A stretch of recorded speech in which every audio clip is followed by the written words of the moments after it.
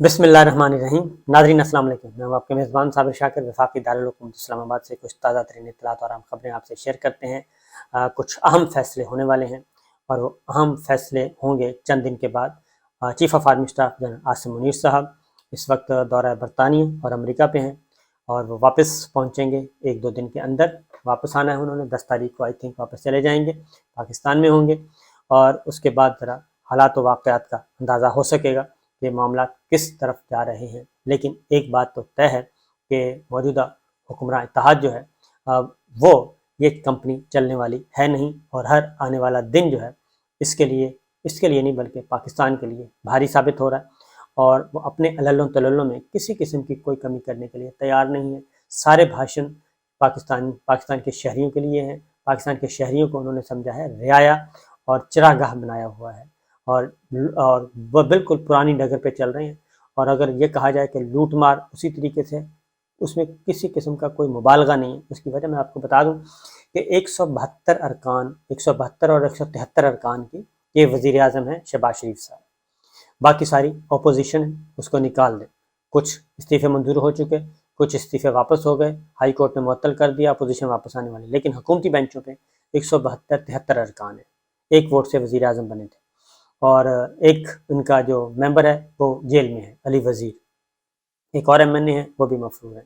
یہ حالت ہے اس وقت، اور لیکن 172-73 کے ارکان میں کل مزید 5 معاونین خصوصی شامل کیے گئے ہیں، اور اس طریقے سے معاونین کی تعداد ہو گئی ہے 40، اور وزیر کتنے ہو گئے ہیں؟ وزیر ہیں جی 45 وزیر مشیر اور 40 معاونین، کابینہ کی ٹوٹل تعداد 85، اور 38 ہیں اسٹینڈنگ کمیٹی کے چیئرمین، اور یہ کل ملا کے ہو گئے 123۔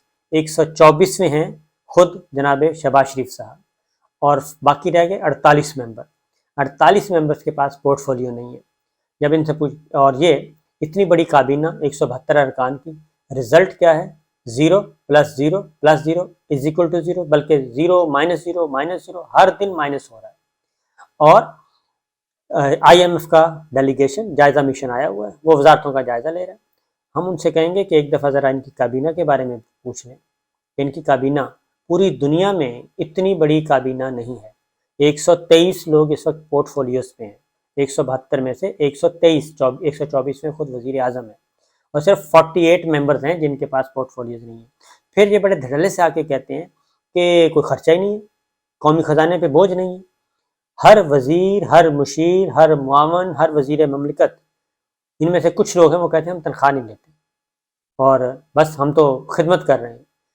وہ جو دفتر کھلتا ہے، دفتر کے ساتھ سٹاف ہوتا ہے، پھر گھر پہ جو سٹاف ہوتا ہے وہ سارے کہاں سے آتے ہیں؟ جو گاڑیوں میں فیول چلتا ہے وہ کہاں سے آتا ہے؟ جو دفتر کھلتے ہیں تو ان کے اخراجات کون برداشت کرتا ہے؟ یہ 123 دفتر جو کھلے ہوئے ہیں، ان کے اخراجات کون برداشت کر رہا ہے؟ وہ میری اور آپ کی جیبوں میں سے جا رہے ہیں، قومی خزانے میں سے جا رہے ہیں، اس قومی خزانے میں سے جو کہ دنیا کا بدترین مقروض ملکوں میں جس کا شمار ہو چکا ہے، اور سب سے بڑی کابینہ بھی یہ ہے۔ اور مزید یہ کہتے ہیں کہ ہم نے کنٹینیو کرنا ہے، اور ہم ایک دن پہلے نہیں چھوڑنے کے لیے تیار، یہ چاہتے ہیں کہ ہم 1 سال مزید اضافہ کریں گے۔ آپ یہ دیکھیں کہ جیسے جیسے دن گزرتے جا رہے ہیں، بلیک میلنگ میں اضافہ، ہر ممبر جو ہے وہ بلیک میل کر رہا ہے آپ کو، ایک رکن بلیک میل کر رہا ہے کہ میرے رائٹ والے کو بنا دیا تو مجھ میں کیا کمی ہے، مجھے بھی بنائیں، اس کو بناتے ہیں تو پھر اگلا کہتا ہے کہ مجھے بھی بنائیں۔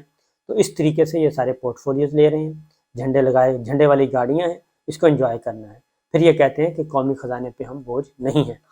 تو یہ تو ایک چھوٹی سی داستان ہے۔ اور اس کے بعد لیکن دوسری جانب یہ اس طرف یہ کر رہے ہیں، اور ادھر ایک جائزہ مشن بھی، ایک کفایت شاری مشن بنایا ہوا ہے۔ کفایت شاری مشن ہوا ہے 15 رکنی، یہ 123 لوگ جو ہیں وہ پورٹ فولیوز کے ساتھ ہیں، کفایت شاری مشن 15 ممبرز کا، اس کو ذمہ لگایا ہو کہ آپ بتائیں کفایت شاری کیسے کرنی ہے۔ اس سے بڑا مذاق دنیا میں کہیں اور ہو نہیں سکتا جو ہے۔ پیٹرول دستیاب نہیں ہے، پیٹرول کی قلت ہے، آٹے کی قلت ہے، ادویات کی قلت ہے، ہر جو ہر کاروباری جو ہے، ہر انڈسٹری جو ہے اس کے ہاتھوں یہ بلیک میل ہو رہی ہیں، اور انڈسٹریز بند ہو رہی ہیں، کاریں بنانے میں کار ساز کمپنیاں بند ہو رہی ہیں، اور فارماسیوٹیکل کمپنیز وہ الگ سے کہہ رہی ہیں کہ جی ہم بھی اپنی پروڈکشن بند کر رہے ہیں۔ یہاں تک حالات آ چکے ہیں۔ لیکن یہ کہتے ہیں کہ ہم آپ کو خوشخبری سنا رہے ہیں IMF کے ساتھ معاہدہ ہونے کے لیے، اور $1 ارب سے ان کا بنے گا کیا؟ $1 ارب کے بعد ہم کیا کریں گے؟ یعنی کہ دیر پا پالیسی کوئی نہیں ہے، مختصر پالیسیاں ہیں، اس لیے حالات جو ہیں اب اپنے کام سارے کر رہے ہیں، اپنے سارے کام ان کے ہو گئے ہیں، ان میں سے کوئی بالکل برق رفتاری سے ہو رہے ہیں اور مزید ہو رہے ہیں مقدمات، ہر روز ایک مقدمہ ختم ہو رہا ہے، ہر روز ایک مقدمہ ختم ہو رہا ہے، اور وہ ردی کی ٹوکری میں جا رہا ہے یا ڈسٹ بن میں جا رہا ہے یا اس کو بند کر کے رکھا جا رہا ہے۔ یہ ہے سچویشن، اپنا بھی، اپنے رشتہ داروں کا بھی، آگے ان کے رشتہ داروں کا بھی، اپنے دوستوں کا بھی، وہ ایک پوری کی پوری کمپنی۔ تو اس وقت ملک جو ہے وہ ایک کارٹل کے دسترس میں ہے، یہ مافیاز مختلف جو ہیں یہ مافیاز کی شکل اختیار کر چکے ہیں۔ ایک اور کام بھی انہوں نے کیا ہے، وہ ضمنی الیکشن تو خیر روک دی ہیں، 43 ممبرز کے تو روکی گئے ہیں۔ ایک اور کام بھی انہوں نے کیا ہے، قومی پارلیمنٹ کا جوائنٹ سیشن بلایا، اور جوائنٹ سیشن میں بلدیاتی انتخابات اسلام آباد کے وہ نہیں ہونے دیے۔ 8 جنوری کو الیکشن کمیشن نے کہا تھا ہم تیار ہیں، لیکن وہ اسلام آباد ہائی کورٹ میں پینڈنگ پڑا، اس کو سنا نہیں جا رہا۔ آج سن لیا، اس کے بعد ہفتے کی تاریخ، اس کے بعد 2 ہفتے کی تاریخ، اور اب لیجسلیشن ہو گئی ہے، یعنی یہ باقاعدہ طور پہ ایک فیسیلیٹیشن سینٹر ہے۔ تو یہ آج انہوں نے بل بھی منظور کر لیا، اور اس میں میئر اور ڈپٹی میئر کا براہ راست انتخاب نہیں ہوگا، اور جو فیڈرل گورنمنٹ چاہتی تھی اس کے اکارڈنگلی ہوگا۔ یہاں پہ فائدہ تھا، یہاں پہ مسلم لیگ نون نے فائدہ اٹھانا تھا، اس کے لیے الیکشن بھی رک گیا اور توہین عدالت کی کارروائی بھی نہیں ہو رہی، سب کچھ حالانکہ اسلام آباد ہائی کورٹ کا آرڈر ہے۔ جبکہ دوسری طرف بلدیاتی الیکشن MQM کا کراچی میں ہونا تھا، وہ الیکشن نہیں رک سکا، اس میں پاکستان پیپلز پارٹی بڑی اتحادی تھی، اس لیے اس کے ساتھ نہیں ہو رہا۔ تو یہ چیزیں چل رہی ہیں، لیکن ان سب کے باوجود پھر ایک اور مطالبہ کیا گیا، اور وہ اسد عمر صاحب نے کیا۔ انہوں نے کہا ہے کہ انتخابات جو ہیں، یہ جو 33 سیٹوں پہ ضمنی الیکشن ہے، اس کا جو ہے وہ 3 دن کے لیے آگے کیا جائے، کیونکہ جمعرات کا دن رکھا ہوا ہے 16 مارچ، تو 19 مارچ رکھا جائے تاکہ یہ اتوار کے دن ہو اور ٹرن اوور جو ہے، ٹرن آؤٹ زیادہ ہو، زیادہ سے زیادہ لوگ ووٹ ڈال سکیں۔ تو یہ تو ہے جی ایک بات، لیکن وفاداریاں تبدیل کروانے کے لیے بھرپور کوشش کی جا رہی ہیں۔ شیخ رشید صاحب نے بھی بتا دیا کہ ان کو جیل میں بھی یہی پریشر ڈالا جا رہا ہے کہ آپ وفاداری تبدیل کریں اور عمران خان صاحب کو چھوڑ دیں، اور اسی طریقے سے باقی ارکان کو کیا جا رہا ہے۔ علامہ ڈوگر صاحب کا بھی معاملہ یہ ہوا، جس کو بھی اٹھاتے ہیں سب پہلا سوال یہ ہوتا ہے کہ آپ عمران خان صاحب کو چھوڑ دیں، وفاداری تبدیل کریں اور آپ آئیں، جبکہ حقیقت یہ ہے، یہ کہتے ہیں کہ جی آپ آئیں، عمران خان صاحب کو چھوڑ دیں۔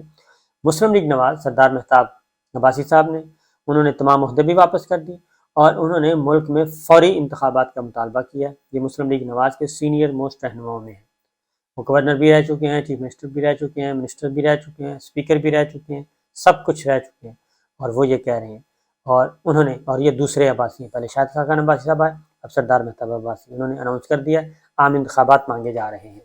عام انتخابات پاکستان کے عوام بھی مانگ رہے ہیں، لیکن وہ دینے کے لیے تیار نہیں ہیں۔ تو بہرحال شیخ صاحب کے، اور پھر اس کے بعد ایک وہ فائل تیار کی جا رہی ہے۔ اب گورنر خیبر پختونخوا کے خلاف پاکستان تحریک انصاف نے بھی خط لکھ دیا ہے اور الیکشن کمیشن کو لکھا ہے، اور انہوں نے بتایا کہ گورنر خیبر پختونخوا JUI کے ہیں، ایک پوری کی پوری پارٹی بنے ہوئے ہیں، جانبداری، غیر جانبداریت تو دور کی بات ہے، مکمل طور پہ باقاعدہ طور پہ کمپین چلا رہے ہیں اور غیر آئینی اقدامات میں ملوث ہیں، اس لیے ان کو روکا جائے۔ لیکن ظاہر ہے ان کو کس نے روکنا ہے، کیونکہ وہ الیکشن کمیشن آف پاکستان کو صرف ایک آنکھ سے وہ دیکھتے ہیں، اور اس ایک آنکھ سے کوئی رعایت نہیں ہے جو کہ پاکستان تحریک انصاف کی طرف کھلتی ہے۔ تو یہ ساری چیزیں ہیں جی، آئین سے انحراف اور یہ سب کچھ ہو رہا ہے۔ لیکن بہرحال ایک اور خبر بھی آپ کو دے دوں، وہ مس ہو گئی، کل کی خبر ہے لیکن دینی چاہیے، آپ کو بتانا چاہیے، ریکارڈ پہ چیز آنی چاہیے، وہ ہے کہ شیخ رشید صاحب کا بلڈ ٹیسٹ، ان کو گرفتار کیا گیا تھا، ان کا بلڈ ٹیسٹ کروایا گیا، ان کا یورین ٹیسٹ کروایا گیا، اور کسی بھی طریقے سے شراب بھی، پھر پتہ چلا جی شراب بھی برآمد ہوئی ہے، پھر اسلحہ بھی برآمد ہوا ہے، کھودا پہاڑ نکلا چوا، ان کا نہ بلڈ سیمپل بھی لیا گیا، ان کا یورین بھی لیا گیا، دونوں میں نشہ نہیں نکلا، یعنی کہ شراب نوشی انہوں نے نہیں کی ہوئی تھی۔ انہوں نے بتایا کہ میں صرف سگار پیتا ہوں، اس کے علاوہ اور کچھ نہیں کرتا۔ لیکن بہرحال پھر ایک چھوٹے چھوٹے لطیفے آپ کو سناتا ہوں، لطیفے بڑے مزے کے ہیں، اس وقت پاگل ہوئے ہوئے ہیں بنیادی طور پہ۔ تو پنجاب نے کیا کہا ہے، پنجاب نے الیکشن ملتوی کرنے کا بہانہ، انہوں نے کہا چونکہ رمضان المبارک میں جو پولیس ہے وہ مساجد میں ڈیوٹی دیتی ہے، سیکورٹی پرووائڈ کرنی ہوتی ہے، اس لیے پنجاب میں بھی دہشت گردی ایک نئی لہر آ رہی ہے، اور اس نئی لہر کی وجہ سے ہم آپ کو سیکورٹی پرووائڈ نہیں کر سکتے، اور اس لیے ہم الیکشن میں کوئی آپ کی مدد نہیں کر سکتے۔ اور وہ 3 لاکھ کی نفری مانگ رہی ہے۔ مجھے تو یہ لگ رہا ہے کہ الیکشن کمیشن آف پاکستان کو انتخابات کے انعقاد کے لیے کسی پڑوسی ملک سے مدد لینی چاہیے۔ ان کو چاہیے الیکشن کمیشن کو کہ وہ ہمارے پڑوسی ملک ہے انڈیا، ان کو خط لکھ دیں، چائنا کو ایک لکھ دیں، ایک ایران کو لکھ دیں، ایک افغانستان کو لکھ دیں۔ میرا خیال ہے وہیں سے ہمیں نفری ملے گی، اور اس کے علاوہ تو نفری کہیں سے نہیں ملنی، اور کیونکہ نیت یہ ہے کہ ہم نے الیکشن ہونے نہیں دینا، ایک ضد بنائی ہوئی ہے۔ 14 جماعتی اتحاد آئین کو بھی چیلنج کر رہا ہے، قانون کو بھی چیلنج کر رہا ہے، اور عدالتوں کو بھی دھمکیاں دے رہا ہے، لیکن یہ صورتحال زیادہ دیر تک چلنے والی ہے نہیں۔ معاملہ آئے گا، اور جب آئے گا تو پھر ہر چیز کھل کر سامنے آ جائے گی۔ اب آتے ہیں واپس army chief general Asim Munir صاحب کی طرف۔ جنرل عاصم منیر صاحب سے 2-3 درخواستیں ہیں جی۔ نمبر 1، ڈاکٹر شہباز گل کی پریس کانفرنس کل سنی، اور وہ میں چاہوں گا army chief general Asim Munir صاحب سے کہ اس بات کو ضرور ایڈریس کریں۔ اس کی وجہ یہ ہے کہ ایک پڑھا لکھا نوجوان آیا، غلطی ہو گئی، فار ایگزامپل غلطی ہو گئی، مان لی، اور اس غلطی کے بدلے میں اس کے ساتھ کافی کچھ کیا جا چکا ہے، نہیں کیا جانا چاہیے تھا لیکن کیا جا چکا ہے، اور اب مسلسل FIRs درج ہو رہی ہیں، اور اس کو ایک بالکل موت کی طرف دھکیلا جا رہا ہے۔ تو میرا خیال ہے کہ ایسا نہیں ہونا چاہیے، اور افواج پاکستان بھی ہماری ہیں اور ہم بھی افواج پاکستان کے ہیں، اور یہ پاکستان بھی ہم دونوں کا ہے، کسی ایک کا نہیں، ہم دونوں کا ہے، پاکستان کے عوام کا بھی ہے، پاکستانی فوج کا بھی ہے۔ اور اگر عوام کو سہولتیں نہیں ہوں گی، عوام کے اندر ہی نفرت کے بیج بوئے جاتے رہیں گے، تو پھر کون عزت کرے گا، اور کیسی عزت اور کیسا احترام کا رشتہ۔ اور پھر اعظم سواتی صاحب کے ساتھ جو کچھ کیا گیا وہ بھی ایک حصہ ہے، اس لیے ان دونوں کے ایشوز کو ایڈریس کرنا چاہیے۔ عاصم منیر صاحب، یہ آپ کے دور میں نہیں ہوا، آپ سے پہلے ہوا، لیکن آپ بہت کچھ کر سکتے ہیں اور آپ کو کرنا چاہیے، کیونکہ پاکستانی، ہم سب پاکستانی ہیں، اور پاکستانی ہے تو پھر ایسا نہیں ہونا چاہیے، اور اس کا طاقت کا بے دریغ استعمال نہیں ہونا چاہیے، اور اس لیے ان ایشو۔ اور دوسرا جو صحافیوں کے ساتھ ہوا وہ ایک الگ داستان ہے۔ میں یہ بھی کہوں گا کہ صحافیوں کے ساتھ بھی جو ایک مقدمات کی ایک چین کی گئی، ایک صاحب جو ہیں ان کو تو فارغ کیا جا چکا ہے، اور میرا خیال ہے کہ ان کو فارغ کیا گیا ہے، اس سے کوئی 80% جو فساد ہے وہ وہیں سے پیدا ہوا تھا۔ یہ ایک اچھا اقدام ہوا ہے کہ ایک کو فارغ کر دیا گیا ہے، مزید بھی آپ اچھے لوگ لے کے آئیں، اچھی سوچ والے لے کے آئیں، جو پاکستانیوں کو پاکستانی سمجھیں، اپنا ہم وطن سمجھیں، اپنی رعایا نہ سمجھیں، اور ان کے ساتھ غیر انسانی سلوک نہ کریں۔ تو اس لیے جو صحافیوں کے خلاف بھی اگر کچھ ہوا ہے، صحافیوں کے خلاف بھی مقدمات ہیں، میں تو یہ کہوں گا کہ وہ سارے کے سارے مقدمات یکسر واپس لے لینے چاہیے، کیونکہ اگر طالبان کے ساتھ بات چیت ہو سکتی ہے، جنہوں نے خون بہایا ہے، اور ان کے ساتھ اگر مذاکرات ہو سکتے ہیں، ان کو معافی ہو سکتی ہے، ان کو جیلوں سے رہا کیا جا سکتا ہے، تو پھر یہ جو 10-12 لوگ ہیں، کیا ان کا جرم جو ہے ان سے زیادہ ہے؟ میں صرف یہ پوچھنا چاہتا ہوں کہ کیا یہ جرم ان سے زیادہ ہے، جنہوں نے ہمارے بچوں کو خون میں نہلایا، اور ہمارے افواج پاکستان کے جوانوں، افسروں کو اور چن چن کے مارا؟ تو ان کے ساتھ اگر بات چیت ہو سکتی ہے، تو پھر یہ 10-12 لوگ جو ہیں، 8-10 صحافی ہیں، اور باقی ڈاکٹر شہباز گل ہیں، اعظم سواتی ہیں، تو ان کا کیا جرم ہے؟ تو اس لیے ہم یہی کہیں گے کہ ہم سب ہیں تو پاکستان ہے، ہم سب نہیں ہیں تو پھر اللہ معاف کرے، پاکستان بھی اس طریقے سے نہیں رہ سکے، کوئی ملک بھی نہیں رہ سکتا۔ اجازت دیجیے، اللہ حافظ۔